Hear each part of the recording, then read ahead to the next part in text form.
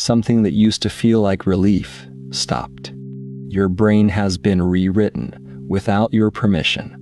3 thinkers, 3 centuries, 1 mechanism, 1 trap. The inner citadel. You earned it. Nothing came. Break time equals 500 mens. Why still demand more? Here at the inner citadel, Midlife gets the full examination. When we took the research seriously, a convergence emerged. Neuroscience, Stoicism, and Jung all pointing at one trap. Their prescribed exit is already inside you, free to begin. First, understand what your brain has actually done. This explores philosophy only, not therapy, not medical advice. In 2021, Anna Lembke at Stanford named what millions felt: the flatness, the hollow evenings, pleasures returning as echoes. Dopamine Nation became a bestseller in 30 languages. Lembke draws on Solomon and Corbett's 1974 opponent process theory. Every pleasure triggers an equal and opposite pain response. The A reaction diminishes with repetition. The B reaction intensifies. This is not character failure. The brain fights every deviation. After 40, this dynamic worsens. The data is definitive.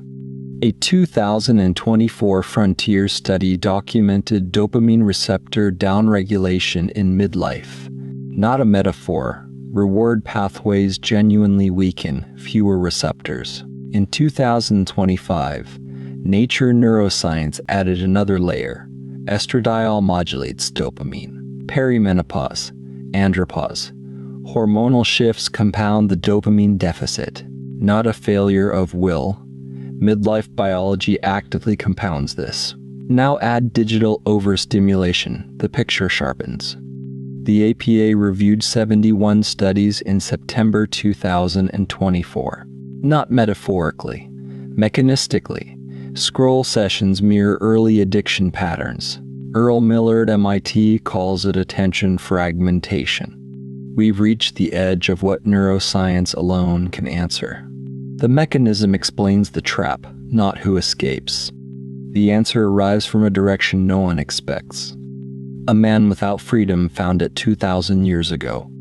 Epictetus was born into slavery around 55 AD. He could not remove hardship, so he chose it instead.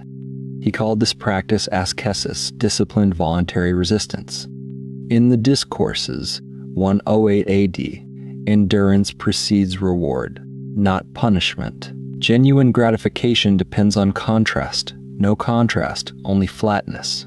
Epictetus understood without imaging what science calls earned dopamine. When dopamine matches effort expended, the brain doesn't compensate. Lembke confirms this. Pressing on the pain side raises baseline. Cold exposure, fasting, exercise, each documented to restore sensitivity. Epictetus prescribed a neurological reset. He just lacked that language. The Stoics prescribed the dopamine reset 2,000 years early. First convergence axis locked. But we are only halfway. Seneca wrote to Lucilius around 65 AD, a diagnosis. Nesquam est qui ubique est? Nowhere, if everywhere. Seneca named overstimulation as neurological prediction, not just philosophy. Fragmented attention means no experience reaches full salience.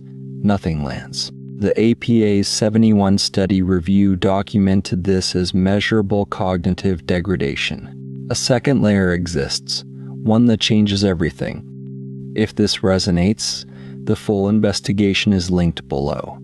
Now we enter the territory most self-help content refuses. Epictetus was enslaved. He chose discomfort instead. He called it ascesis, voluntary hardship as recalibration. Contrast is the mechanism of gratitude. Relief requires resistance. Lembke confirmed it. Pressing pain reliably raises the dopamine baseline. The Stoic ascesis maps to Lembke's protocol with uncanny precision. The Stoics named the dopamine reset before any laboratory existed. Huberman at Stanford arrived at the same prescription from neuroscience. Abstaining from high stimulation activities allows the baseline to recover. You cannot detox a neurotransmitter your brain produces. Richard Davidson at Wisconsin, the midlife brain retains plasticity. The prefrontal cortex rewires through deliberate practice, even at 55. Most people extract the reset, not earn it. A digital fast without voluntary discomfort is incomplete. When did you last stay with discomfort as practice? Stoic practice. Neuroscience. The third thread changes everything. Before the third thread, one anonymized case. A man at 47. Career intact. Marriage functional. Evenings hollow. He had done everything right. 3 a.m. said otherwise. Neuroscience. Stoicism. Jung agree.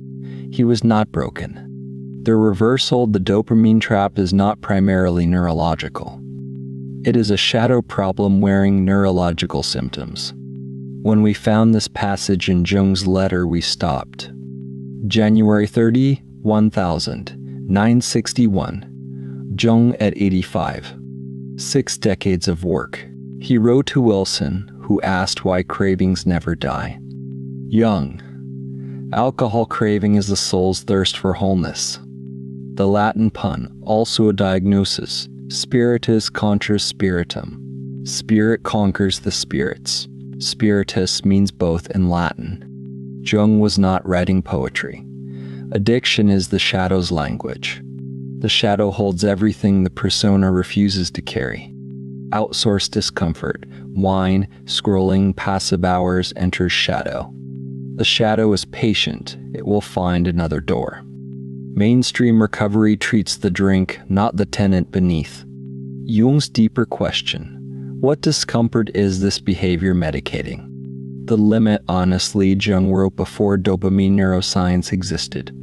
His shadow model is a century old, a lens. Outsourced discomfort becomes the compulsion that owns you. The convergence resolves now. This is what we built toward.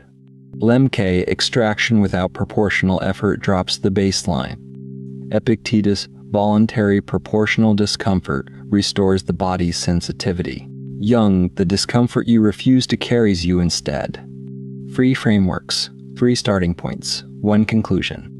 The path back runs through what you've been avoiding. Not productivity, not optimization. Discomfort. Chosen. Repeated. Proportional. The APA finding. Short-form video degrading cognition is the symptom. Habitual extraction without proportional effort produces measurable cognitive degradation. Lembke's economy. Epictetus on unearned pleasure. Jung on shadow.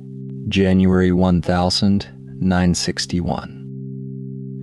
Jung wrote a letter psychiatry still struggles with. Bill Wilson asked, "Why does the craving never fully die?" Jung. Alcohol craving is the soul's thirst for wholeness.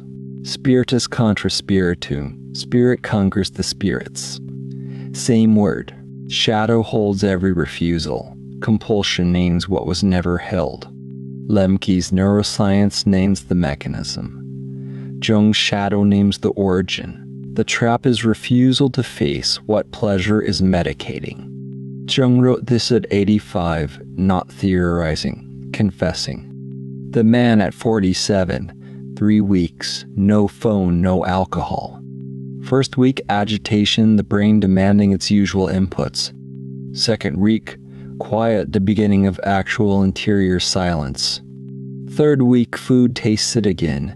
The walk itself became enough. The protocol is within reach. Without it, the baseline drops. All 3 agree exit is not removal, it's direction. You don't remove the wine by removing the wine. The protocol, all 3 frameworks applied simultaneously. Step 1. Name the comfort behavior. 1 specific behavior. Step 2. What discomfort is this behavior doing for you? The first answer surfaces rarely as the real one. Wait. Step 3. Choose voluntary discomfort proportional to what you've extracted. Not punishment. Proportion. Low comfort, cold shower, long walk. high comfort. Nightly drinking demands proportional response. Lembke's recommendation: 4 weeks abstinence from the primary comfort. The dopamine system requires sustained absence to recalibrate. The Stoic calendar used designated restraint, not deprivation. Recalibration. Marcus Aurelius, Meditations Book 5, Rising Before Dawn is Discipline. Try this tonight, not as assignment, as shadow work. Write, the thing I most avoid sitting with is uncensored. What you write first names, the discomfort your comfort medicates. The Jungian and Stoic practices, same movement, different register. Ascesis addresses behavior. Shadow work addresses the architect. The shadow work protocol: naming, questioning, proportional resistance. We've covered 3 stages. The full 7 return here. Richard Davidson's neuroimaging at Wisconsin completes the scientific picture. The prefrontal cortex rewires. Baseline restores. Earn the rewiring. Research cannot say how long recovery takes for any person. If recognition feels heavier than philosophy, that is clinical. This is not therapy, not a substitute for professional support. Philosophy offers permission to see suffering as meaningful. You did everything right, that promise needs renegotiating. The dopamine trap made visible. Extraction stopped being enough. Jung called this individuation's beginning, the first honest inventory. Not the theory. The consistency of the trajectory struck us. Those who came through alive, not optimized, not managed, alive. They sat still. They listened. Silence spoke. Seneca, letter LXXVIR, what terrified you no longer terrifies me. Voluntary discomfort is not bravery, familiarity with the territory. The practice is the point, restoring what extraction eroded. Begin tonight. One uncomfortable thing. Proportional. What is this avoiding? That question, held honestly, begins the exit. Epictetus knew it. Lembke confirmed it. Jung named it. The full breakdown and protocol are pinned in the comments. The inner citadel is the practice of returning. Every morning,